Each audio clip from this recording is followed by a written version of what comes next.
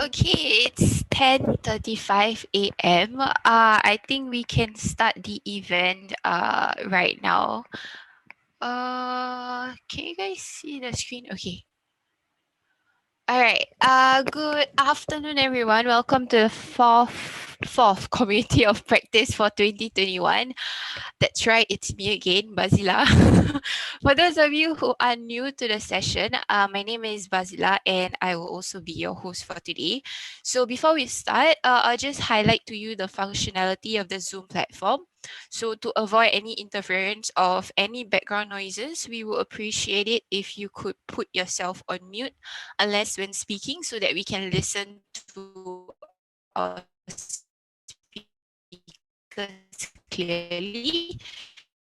If you have any questions or opinions that you would like to share with us inside the chat box or in the discussions later, and at the same time, we would appreciate it if you could all have your videos turned on so that we can know who are we speaking to behind the screen and also match your names to your faces.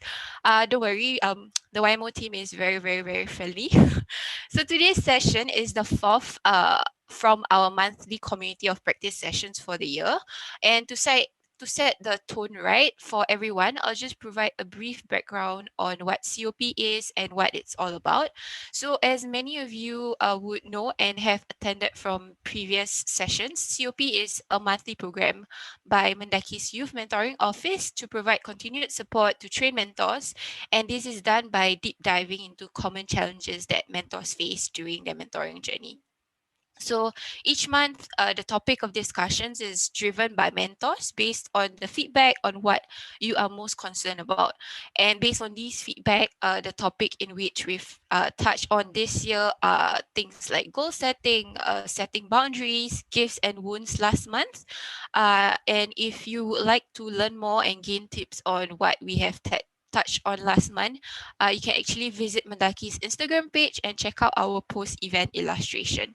So this month, as you can see, we will be touching on the topic of establishing rapport, building trust with mentees, or simply put, developing a closer bond with mentees in your mentoring relationship. So in today's session, we've incorporated a workshop for you guys alongside two breakout room sessions. And as seen from the topic, we will be focusing on the importance of establishing rapport with mentees. So firstly, what is rapport and why is it important for both mentors and mentees to work towards building a relationship where trust exists? So rapport is simply the bond that forms when you discover that you can share and relate to another person in a way that creates a level of trust and understanding. And as in all good relationships, mutual trust, respect, understanding will need to be at the foundation of your relationship with your mentee. And to develop that mutual trust and respect and understanding, as mentors, you will need to demonstrate in your words and your actions that you are interested in your mentee, that you are open to listening to them, and you are dependable and that you are safe. So building an effective relationship with mentees is a critical component of effective mentoring. Mentors can establish rapport with their mentees by using effective interpersonal communication skills such as verbal and non-verbal ways, actively listening, maintaining each other's confidentiality, and to not be afraid in being vulnerable in front of your mentees. It is also important to know that rapport building does not occur at the beginning of the relationship only. Rapport building is a process that carries on throughout the length of the relationship. And some of you can be in a 6-month long program, some in a 9-month long program. Rapport building can decline on some days and it may also surge in other days. So your mentees may be very shy or reluctant to open up. Some of you may also have mentees who are very eager, very responsive to share their stories with you. All in all, what's important is that there must be a constant effort to develop a good level of rapport and bond throughout your mentoring relationship. And when your mentees see that their mentors are mentally and physically present for them, they will eventually break down their walls and open up to you. So from the workshop today, we will learn the ingredients in rapport building and how you can build trust and establish rapport with your mentees positively. So Wilson Ng from Coaching Changes Lives, who we have here with us today, will be sharing more on how you build rapport by first understanding the ways that your mentees think during the workshop. And as part of the rapport building workshop, we also have invited two experienced mentors with us today who will share their experiences on how they've tried to build a closer bond, and also what are some of the challenges they face when establishing rapport and tips to overcome them. From Empowerment Program for Girls at ITE, we have Nadira Halim, and also alongside Nadira, we have Nadia from Project Soar by MQ at Choa Chu Kang. So we will be breaking you into two separate rooms for a more intimate sharing later. Right now, I'm sure many of you have been looking forward to the workshop for today's session. So without further ado, let's start the rapport building workshop with Wilson Ng from Coaching Changes Lives. Wilson, the light is yours. Thank you very much. Thank you, Bazila and your team. All right, so before we start, all right, can you all hear me? All right, is my audio good and clear? All right, that's great. All right, so I'll be taking us through this this session for the next 40 minutes. Right, I hope for a really wonderful and enjoyable time together with all of us.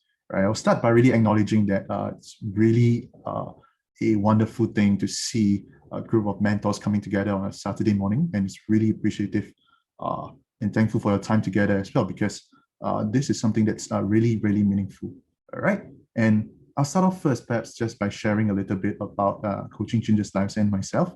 All right, and I look forward to hearing and your participation as well along the session today.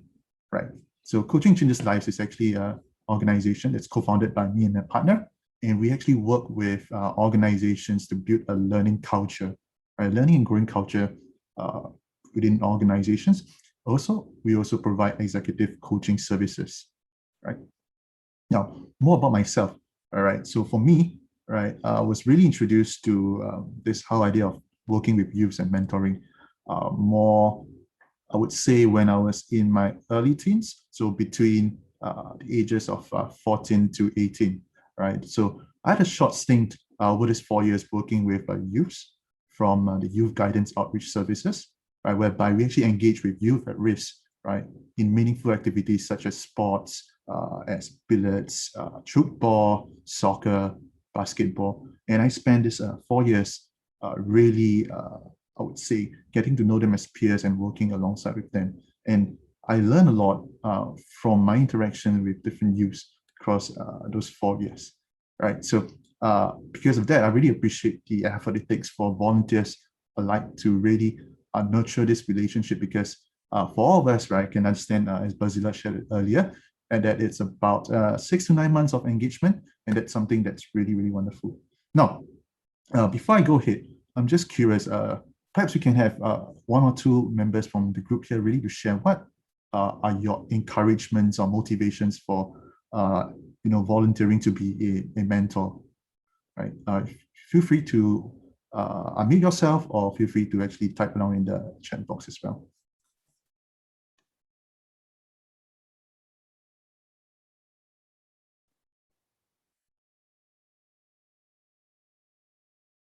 Anyone?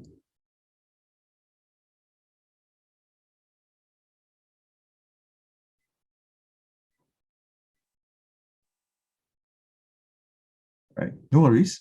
For that, I'll actually move on to, we have Fidaus, if I'm pronouncing the name correctly.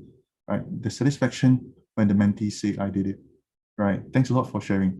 Indeed, it actually is a joy to really see the growth and the journey with the mentees. And one of the beliefs that I have personally is that, in the profession of mentoring, right, one of the greatest things is that we actually get to partner and grow with the mentees. Right? It's not just a learning journey for the mentees, it's also a learning journey for ourselves as well. Right? That really enhances and enriches our journey through life as well. Right? So allow me to just start by sharing the slides that I have for today. All right.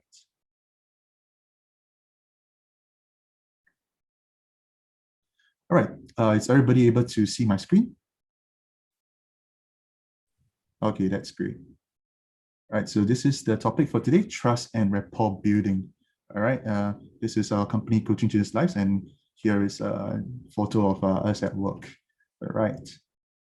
Right, so let's start off by introducing everyone to trust and rapport. Of course, I think this is something that is not unknown to most of us, right? But to set a premise and a frame for today, all right, trust and rapport, right, is this whole journey of really partnering with your mentee to create that safe and supportive environment, right? As Bazila mentioned earlier, right, this actually produces mutual trust and respect for everyone, right? And this is something that is ongoing and continuous in the relationship between ourselves and our mentees. Right? One of the most enjoyable, I would say, one of the most enjoyable moments in my experience working with the youth is to see that they actually rely or lean onto you, all right, for support, for emotional support, and they rely and lean onto you as an anchor, right? Because many of them, they're actually wandering around and actually looking for a frame of reference in this world, right? And for this, all this connection, for all these interactions to happen, right? Trust and rapport is very, very key and crucial ingredient for this process. All right.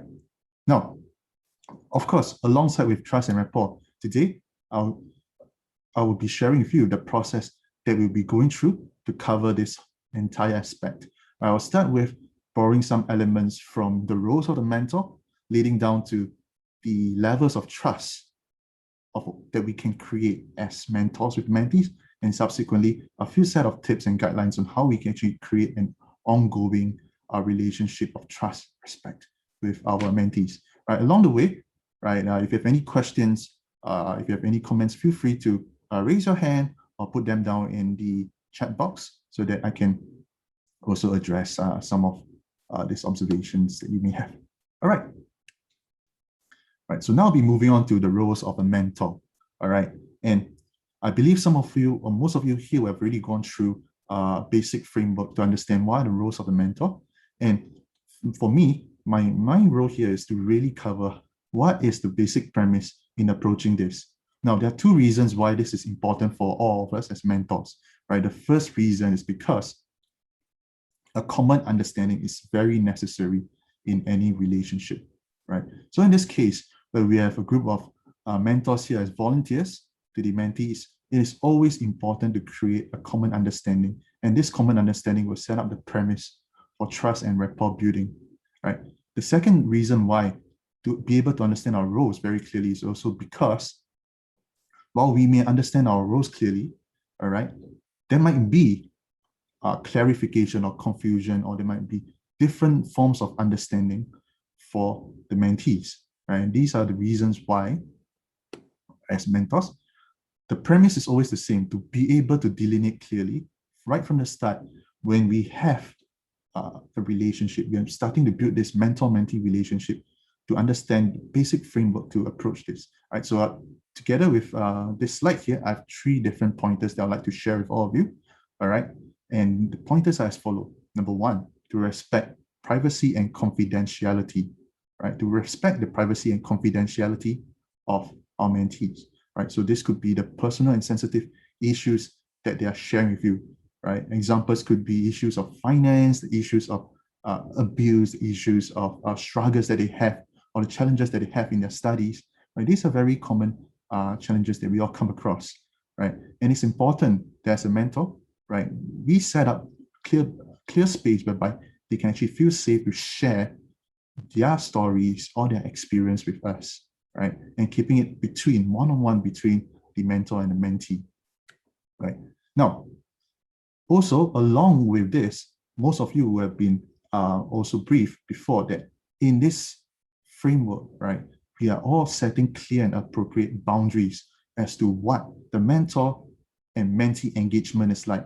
All right, so this, in this case, is to understand what is the type of support that mentors actually provide to the mentees in terms of the emotional, physiological, and psychological support. Now, of course, these boundaries or these frameworks comes in different ways, right? I believe some of you may also have situations whereby your mentees approach you for different forms of support that may actually fall outside these boundaries, right? Examples could be cases whereby they ask for financial support or other forms of support, right? This is where I would actually like to open up to the floor and hear from the ground, right?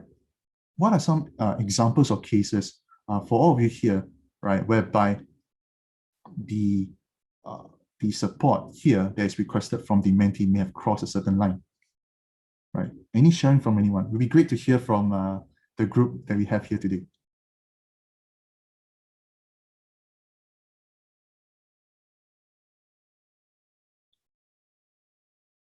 Do you have anyone like to share?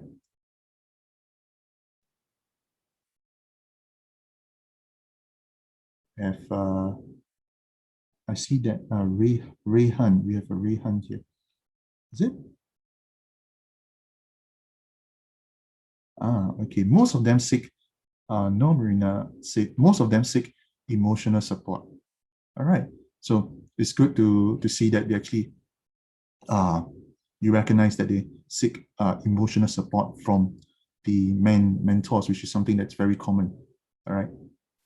Now, to really build on that, right? Rehan says, seek help when it comes to academic pathways, right? So as a mentor, right? Thanks a lot for the sharing. As a mentor, it's always important to understand that there is a common understanding of what are the kind of support that we are actually providing to the mentees, right? And I believe most of you in your own experience will relate to that, all right? And really, for this, it's also important that the mentee relates to that as well, because we may have a clear understanding, but the understanding may not be consistent for the mentees. So this is why when there are issues beyond this professional duty of care, or there may be issues beyond the professional scope, right? This is when, as a mentor, right, we have to make it very clear to the mentees, right, that, you know, the issues or the challenges that they're bringing up to the table, right, falls outside the scope of a mentor-mentee relationship. All right. So this may be examples whereby we may have witnessed maybe perhaps symptoms of depression or certain cases, all right, where the scope of intervention falls outside of the scope of a mentee relationship. For all of you here, right, you have been taught through the different levels of intervention that's required and who to approach in the different cases of understanding the levels of intervention as well, recognizing these cases and also being able to bring it up, right? So these three rules or these three different settings here will set the scope to create a common understanding, right, when starting or building a relationship with your mentee, all right? Now, I have a question, right? I would like to hear from all of you here, all right?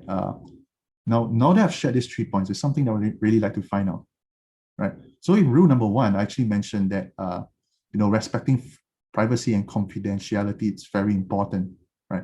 But yet in rule number 3, right, there might be cases where our mentee is sharing something with us that falls beyond our scope. And therefore, we will have to share them to our program manager or highlight some of these red flags. So in that case, I would like to hear your thoughts. Would then these 2 rules be in mutual conflict with one another? Anyone?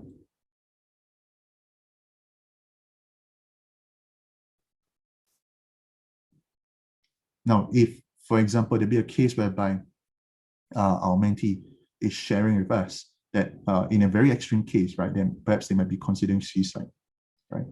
And in such a situation, right, my question is, would we be violating their privacy and confidentiality if we were to actually sound this out as a red flag to a program manager for higher levels of intervention?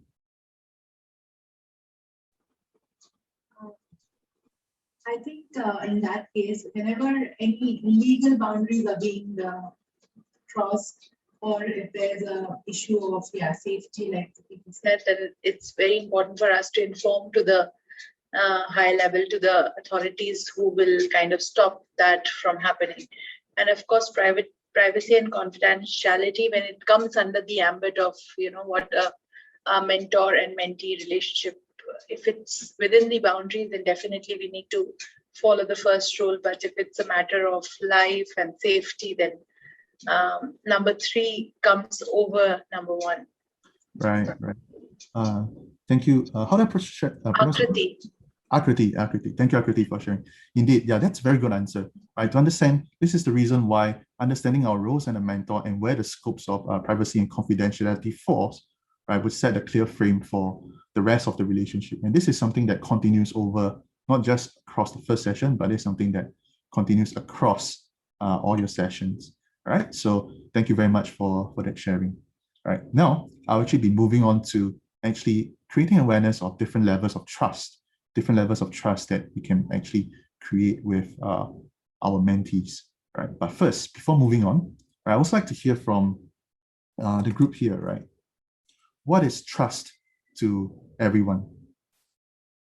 Okay, sorry, before I move on, right, I'm seeing a few, just noticed that there are certain comments in the chat box as well, all right? Safety first, they need professional help. It's best to get the experts and program manager in, their lives come first. And no, I think we need to seek professional help for the mentee. Yes, right. So thank you very much for your sharings. It is indeed true. This is why, first and foremost, as a mentor, we need to understand what is the boundaries and the boundaries whereby these spaces hold. All right. It's very common that we may get certain feedback from the mentees, that we may get certain feedback from the mentees that perhaps if we tell this to the program manager, or if we they come and tell us, okay, don't tell this to the program manager or someone else, would be violating their trust and rapport, right? Then this is actually evidence that in the relationship between the mentor and mentee, we need to create a greater common understanding of what falls within the scope of respecting their confidentiality and the conversations that happen in your sessions. Right. So thank you everyone for really sharing your thoughts and feedback. All right. So now I'll be moving on from the roles to really building these levels of trust. Right. Understanding the roles to create a common understanding here, right, would underpin the different levels of trust that we can actually build with our mentees. Right. And before I move on to that, I'm curious, right, to also hear from the ground, right? How do we define trust? Right, and open sharing. No right and wrong answers. I have my own definition, which I'll be sharing, right? But I'd like to hear from everyone as well, right? What do you think trust actually entails?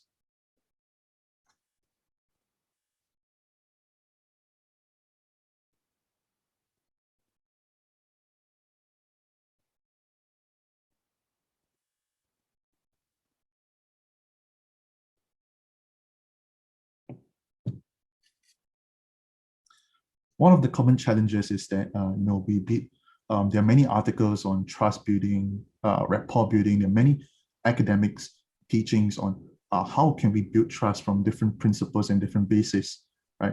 But yet, this is something, knowing all these things, this is a challenge that is still very real in mentor-mentee relationships, in relationships outside, right? And so this is one of the reasons why, working on trust is something that's very continuous. And I believe each and every one of us would have very different understanding and definitions that holds true to us. Yeah, so let me read some of the answers that I'm seeing. All right, Rehan, trust is how much we can share about ourselves with others. Trust is not about not having doubts on each other. So Marina shared that. Right, that to me, it's about a certain sense of confidence. Right, trust is the belief. Akriti shared that. Trust is the belief that the other person is our well-wisher and is safe to open up. Right. So that there is a certain sense of belief, right, that there are good intentions on the other party that I'm seeing down here. Right, Nandini Gopal said, I think in practice, very all that literature to the needs of each individual is the biggest challenge. All right, and authenticity. I'm seeing a lot of keywords. Thank you everyone for really putting your contribution. Right, having that level of comfort around someone without holding yourself back. Right, and so I'm seeing a lot of keywords down here: authenticity, to be able to believe in each other, right? Not having doubts, how much we open up, and this level of comfort, all right? And all these are our vocabulary that we use to describe what trust entails, right? And one thing that we can learn from here is this, right? That all of us may be experiencing trust or may experience trust in our relationship, but we put different understanding, or we put different words or different vocabulary to really describe what trust means or what trust entails, right? So for me, right, I will start off by just sharing a suggestion for all of us to consider, all right? Trust, right, at a very basic level or very basic premise is to be confident in a certain perception, right? This could be a perception of a person, this could be a perception of a relationship, this could be a perception of an issue, right? Trust deals with our level of confidence in that perception. When there's confidence in that perception, people feel safe to open up, people feel safe to be authentic, people feel safe to be real, right? And everyone have different perceptions, right? So this is one of the things that we always tell professionals and mentors as well, right? Person on the other end, the mentee on the other end, and the mentor have different perceptions of different things, right? The way we be speaking to each other, that perception changes over time, all right? So when you have trust, when you trust a mentor, to trust in the relationship is to trust for the mentee to say that, is to trust in their perception of the relationship, of the mentor they're speaking to, that they have a very good rapport with each other, right? So now I'll be moving on to my slide on trust, right? Because now I'm moving away from trust and moving towards trust building, right? The title for this slide that I actually move on, and I use building because this reflects that trust building is a very common and continuous and ongoing process, right? A quote by Lincoln Sheffey says, right, trust is built with consistency, right? The more consistent we are, right, to the premise that we have, right? So for example, the more consistent we are to the roles that we play as a mentor, the more consistent we are in our behavior, the more consistent we are in our person, right, we are able to build that trust with our mentees, right? So down here, I have a very, very simple diagram that I would like to share for all of us to consider, right? It's that trust happens at different levels for different people, all right? And this is something that a simple framework that I put up that splits trust into 4 different levels, right? And notice that the first 2 levels, pseudo trust and the basic trust in authority, are trusts that are accorded just when you're at the start of a mentoring relationship, right? So this could be just trust that's accorded during your first meeting, or trust that's accorded to you in your authority, all right? So many a times in my experience back 10 years ago, right, this level of trust, right, is accorded to me because I come in as a mentor, right? I hold the title of a mentor, and the youths that I speak to and I work with relate to me as a mentor, right? And so then there is a trust that's accorded to that, in my case, a given position or a given title, right? But I believe for all of us, right, this trust is experienced differently for different people, right? So this is why it's important for us to understand that, you know, when we are meeting a mentee over 6 to 9 months, all right, and we're meeting them for the first time, right, the trust is very surface level, right? So these are the ones in blue.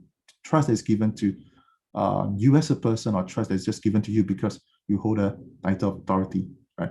One of the many different points here is this, right, that I would like to share is, and I believe this is also something that many people can resonate with, right, is that when we hold the title of a mentor, all right, our mentees, right, may associate that, right, with someone of a supervisory nature or someone correctional in nature, because that is a title of authority that's understood by your mentees, and this could have an effect on the way they perceive us as well because of their former experiences with people of authority. So that could be their former experience with parents, former experience with their teachers, former experience with people of authority. And so that in itself, because of their experience, right, that could actually put in itself a barrier that the mentors will actually have to overcome, all right? And so this is why understanding that different people have different perception is something that would actually help us as mentors create awareness that whenever we are working with our mentees, right, trust fluctuates. Trust is something that requires us to continue to build. Now, over the course of a relationship, a mentor-mentee relationship with your mentee, all right, then we will see that trust further evolves down to the trust in our competency or the trust in our care and character, right? So I put it down here, right? That a simple framework for us to think about, right, along this journey is to think of these 3 C's, right? Number 1, to create commonality in our experiences with our mentees.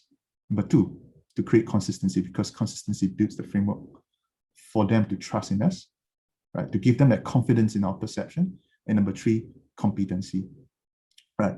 One of the many things that I did to build commonality back then in my role was to play sports. So it was lesser of conversations, but a lot of rapport building through playing sports. So it was football, soccer, billiards. And in these experiences, we create a common interest, right? In this experience, we create a shared experience whereby they learn to trust me and I learn to trust them. But of course, when it came time for them to share about their issues or their challenges with their backgrounds or with their academics, right? Then my mentees will have to really rely on that shared experience that we build up over the time we spend, right, to open up and share more about their challenges to me, right? All right, so I have a question here. Is pseudo-trust simply because one shows up? What are other levels to increase pseudo-trust as a stepping stone to other deeper trust? Well, Nandini, that's a very, very good question. Yes, pseudo-trust is a trust that just shows up when we meet a person. And this is not a default, or this is not a level that is consistent across different people, right? For example, it happens everywhere. So let me use a very simple example. Right now, I'm sitting on a chair. Right, I'm giving this chair that I'm sitting on a pseudo-trust that it would not collapse while I'm actually presenting this session. Right? When you're meeting a mentee for the first time, all right, what a basic level of pseudo-trust that could be established, even though they may not open up to you. Well, the pseudo-trust could be, well, they trust that at least you're not lying when you're sharing about them about your name to them. Right? So maybe you address yourself, hi, my name is Wilson. Hi, I'm Nandini. Right? Do they have that basic trust that you are truthful about your name, right? So that's a pseudo-trust, right? So these are some things that just show up because of our learning heuristics, right? But to increase this level of pseudo-trust along the way, right, it is cost conversations with them, right, to build and to be mindful of these 3 C's, the commonality, the consistency, and the competency. So this is why along the relationship that you have with your mentees, right, you have this whole process is continuous journey. And also in my next slide, I also be moving on to how enhancing trust and rapport in the relationship is something is an ongoing effort which you can actually put into practice. Right. So thank you for that question. All right.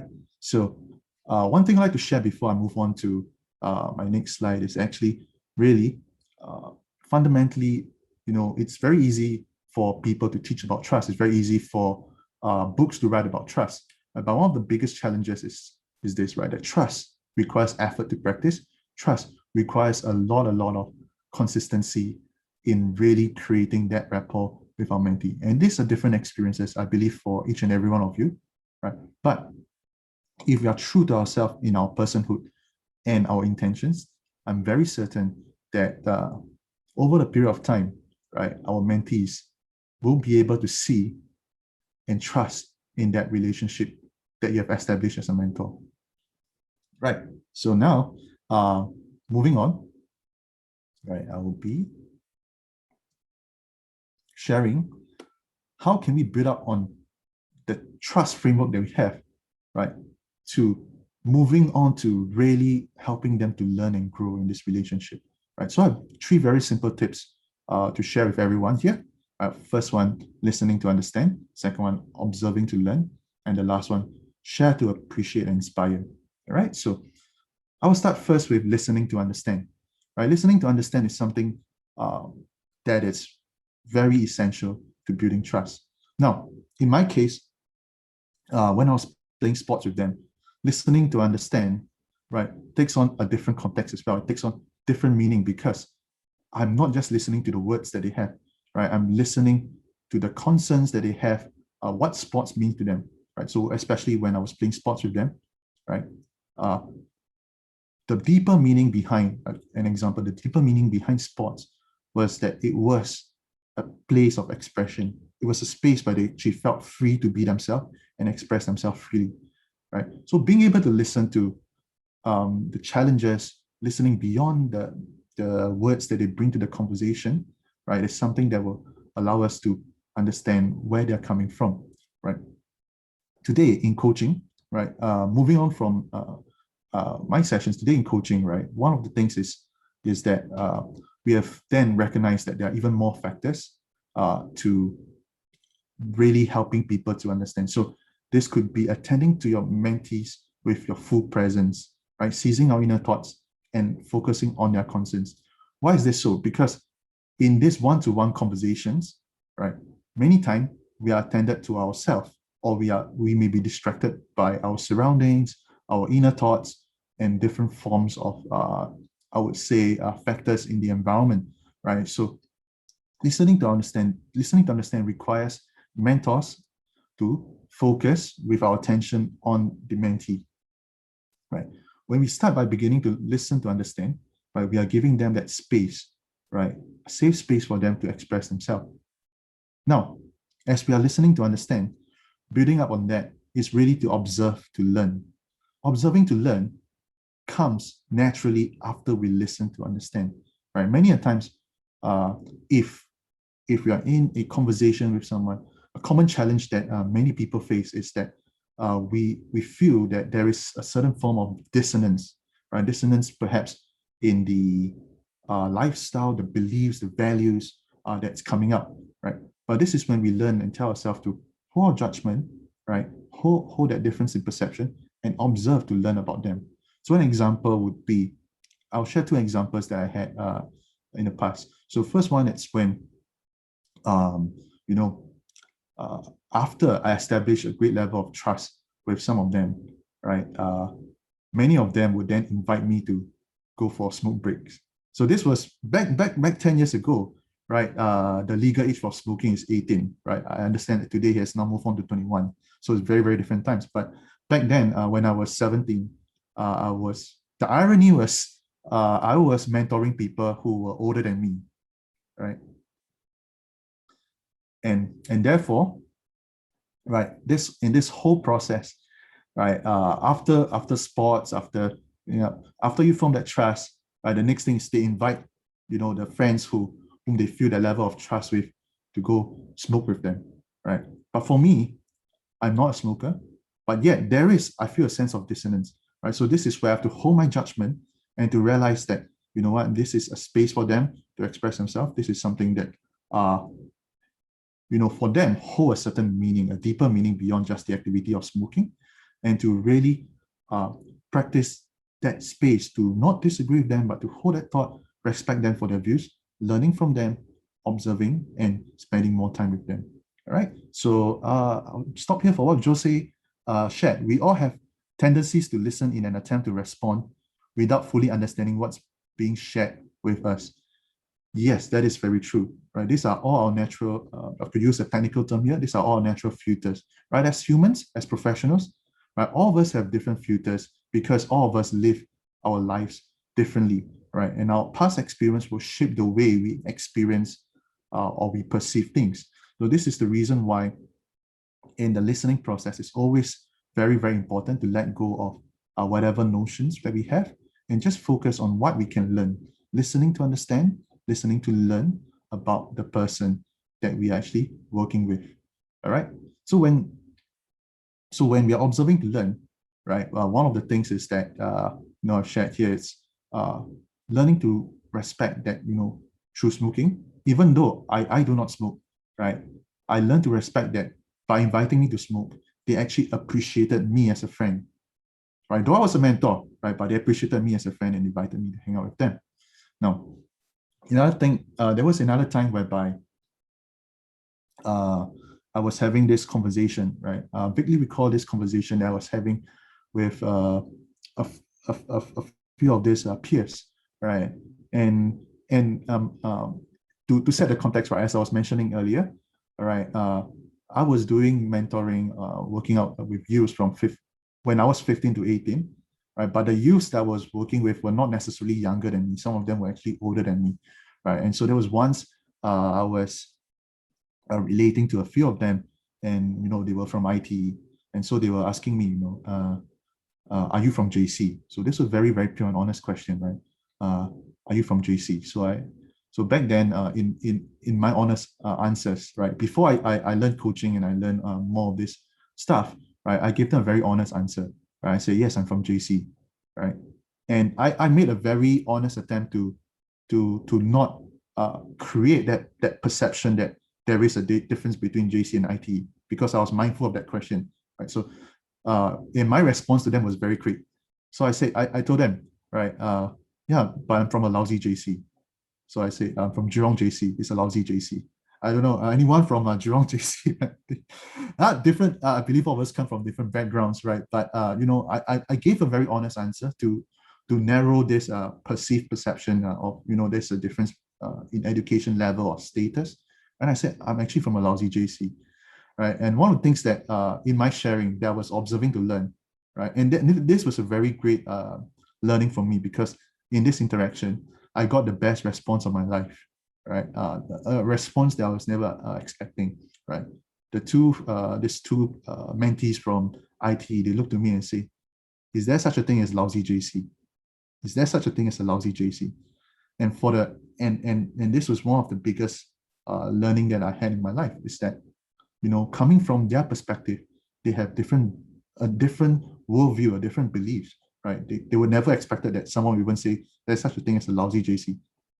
But yet me, in Jurong JC, I was living a different worldview, because I wanted to go to, my goal was really to go to Anderson JC, but I didn't do well enough to get into Anderson JC. So I ended up in Jurong JC, and I gave a very honest answer. I think it's a lousy JC, right? But yet, in this sharing, right, in this honest interaction, I was made aware of how my beliefs and their beliefs were totally different, right?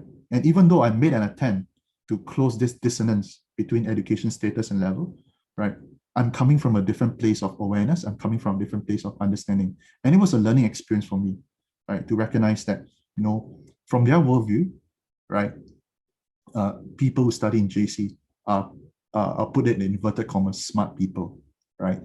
But that may not necessarily be a case, or even in point, it's just a generalization across the board, right? But more importantly, in this session, right, in our interaction, we are really observing to learn about their worldviews, their beliefs, right, their emotions, to really give them this space, right, to really connect with them. Now, I also like to highlight that besides observing to learn, I think one of the things is also really to observe the talents, gifts, strengths, and interests of the mentees, right? Some of this, which I observe, are very inherently soft skills in nature. They may not have expressed it in the best way possible, right? So, for example, right, if if someone, I have seen cases whereby there was a third party into a relationship, right, and this person, this mentee, tried to exact revenge because he's standing up for his friend who got cheated on, by wanting to get into a fight, or wanting to get a physical fight with the person. Well, that is an expression of the self, right? But within him, right, what are we looking or observing for, right? Well, one thing that I'm learning about his inner worldview is that he values and he treasures loyalty, right? The expression may not be the best way of expression, right? But we can see, always look out for the different gifts, talents, and strengths that are hidden beneath or within the individual, right? So this is what will really guide and really shape the way we interact with them, right? Now, moving on, learning to share, to appreciate and inspire, right? I think this really aligns with the whole goal of mentoring as well, right? Is to create this relationship where we actually continuously sharing to inspire and to really appreciate the greatness of the strengths within them, right? And I'll say this, right? Learning to observe and also coupling that with our listening skills, right? We can now then respect their sharing, honor and appreciate their strengths, and also use this to encourage them further. All right. So this is a continuous cycle. This is a continuous process whereby my recommendation is for all mentors, right, to look at these 3 tips and see how it's relevant to you in your situation, your context, right? And use this to build the relationship with them, supporting their self-expression. One of the things that that really resonate with me is this, right? Today, moving on from the experience in the past, I spend more time on conversations and communications, right? But one of the things that I learned to appreciate is that, for different youths, right, for different people, right, our way of self-expression is very different. So for some of them, their expression may be through words. For the others, it may be through drawings, right?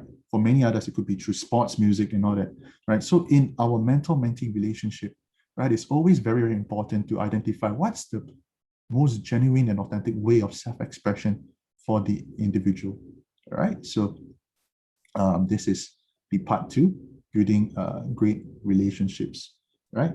With that, okay, I would say that this 3 keys: understanding the roles, understanding the different levels of trust that can be created, and then finally moving on to building great relationships, right? This is a simple way or simple framework to think about how we can actually move or overcome challenges in rapport building with our mentees, right? So that'll be my sharing for today.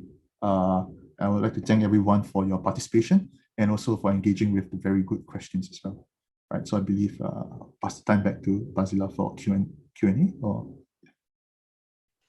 Yeah, thank you, Wilson. So, we still have some time. Do you guys have any questions for Wilson?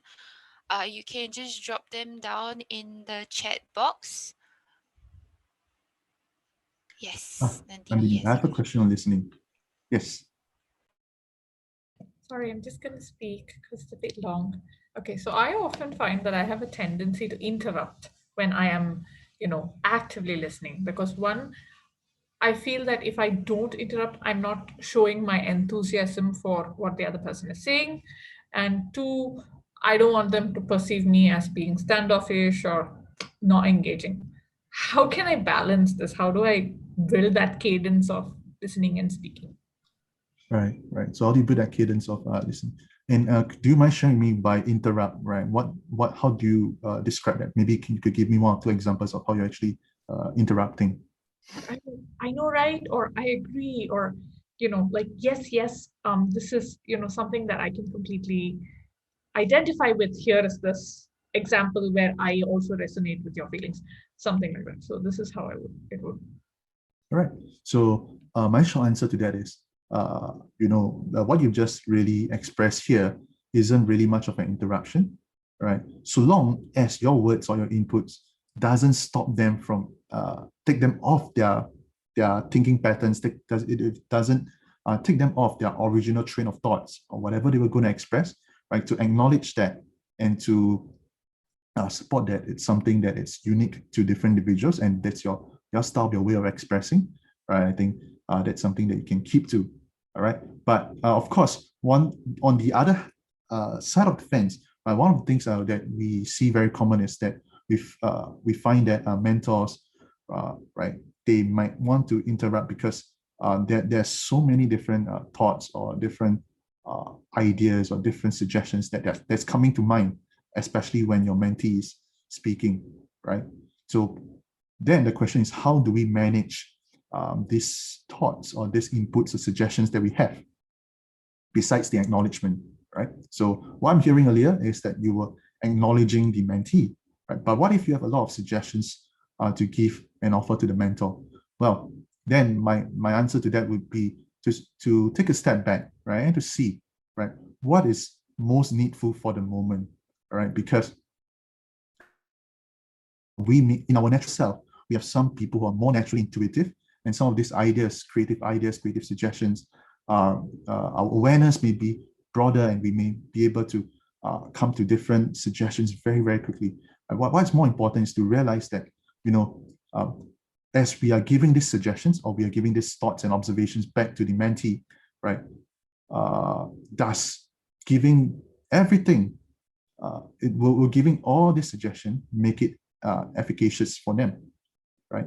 So one way, my suggestion here is to find a way to mentally memorize or mentally hold, right, all these different suggestions, right, and find a suitable time to put it out to them, right? It doesn't have to be all at once. Find a suitable time where you can just say, I think this this thing that you're sharing with me, right, this challenge that you're sharing with me, perhaps about your homework, about your emotions, right, I have a suggestion for that, right, and hold the others.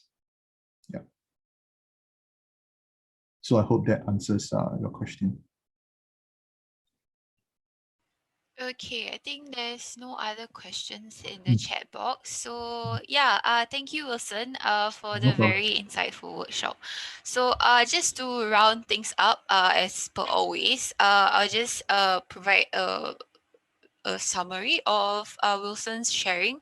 So there are many roles that a mentor plays in the trust building process within the mentoring relationship. Some of these would include maintaining one another's confidentiality to just within the relationship, setting boundaries at the beginning of the relationship, and also knowing how to handle difficult issues that are beyond the capabilities of a mentor, which is by alerting them to your program staffs or also to the appropriate community services available. And throughout the relationship, the trust building process also takes on 4 different levels, with the pseudo trust being the state at the beginning of the relationship where both the mentor and the mentee are still learning about each other, and the 4th level, which is trust in care and character, as the end of the relationship where the level of trust has deepened into personhood. And as mentioned by Wilson, there are many great ways to build rapport with your mentees and deepen that level of trust. Some of these would include to understand their thoughts, or not just merely listening, observing your mentees to learn more about them, and also lastly to appreciate their gifts and inspire them for the better. So it is also important to know that what we've shared is not exhaustive. Building rapport is a process that takes on many different ingredients, and it's also an ongoing process that varies from relationship to relationship. So try to explore what are the key ingredients in your relationship with your mentees and work towards establishing that positive level of rapport. So we hope that this would be very useful for your mentoring relationship. Most important thing is just to approach, listen, and based on what they are sharing, then guide accordingly. So that was one. I think the second one was basically I think Sandeep had a very good question about what do we do when we don't have the answers.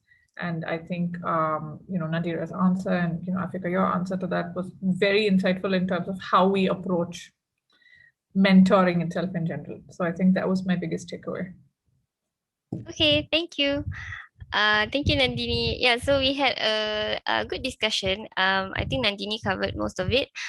Some other key points that I really thought were good was to assume positively of your mentee.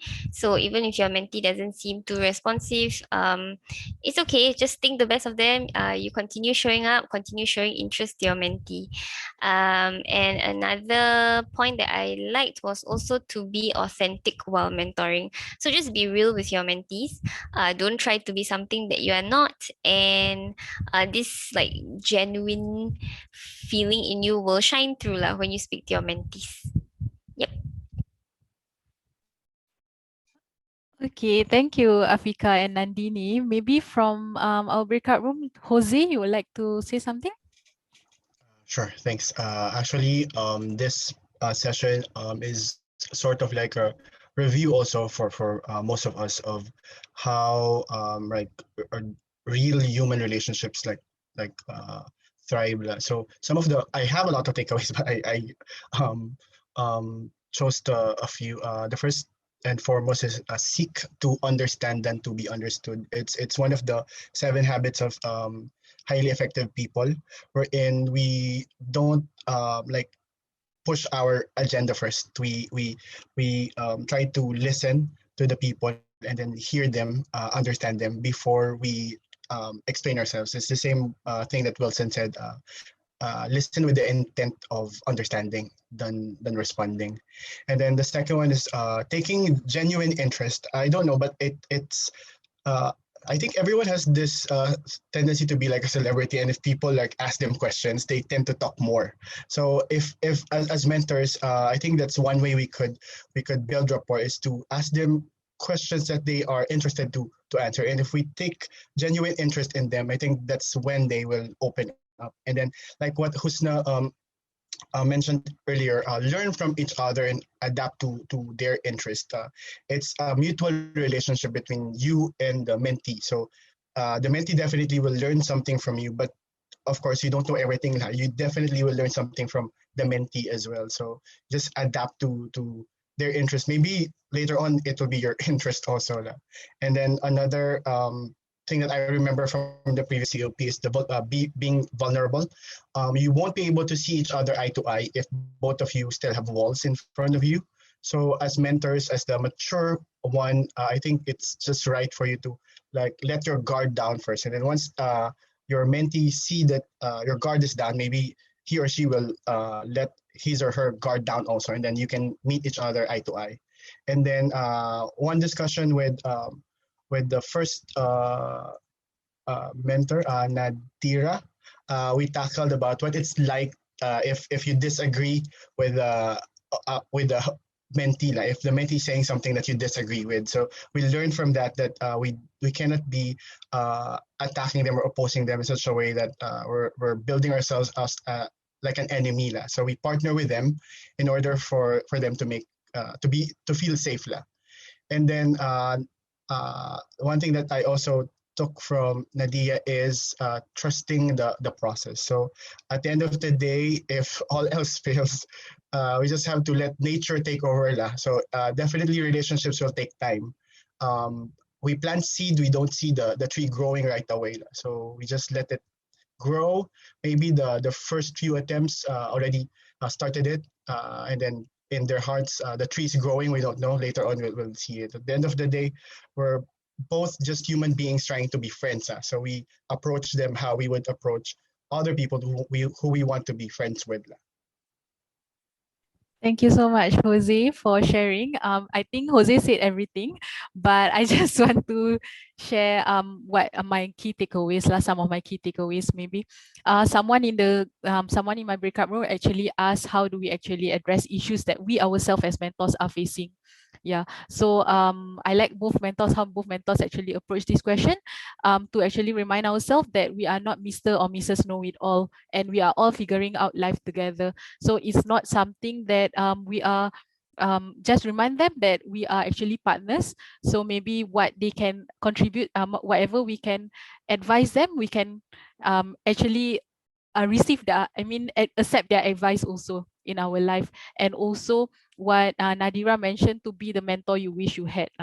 Yeah, so whatever that you want to hear, what kind of advice you want to get, you try to share that advice also. Yeah, so maybe that's all. Back to you, Bazila. Okay, thank you guys. Jose, thank you for sharing. You literally sum up the whole session for us. Jose actually went through like a few of our COP sessions previously also. So I like that you actually linked it up to the previous key takeaways from our gifts and wounds session. So yeah, thank you Afika, Jose, Husna, and also Nandini for wrapping up the whole session for us.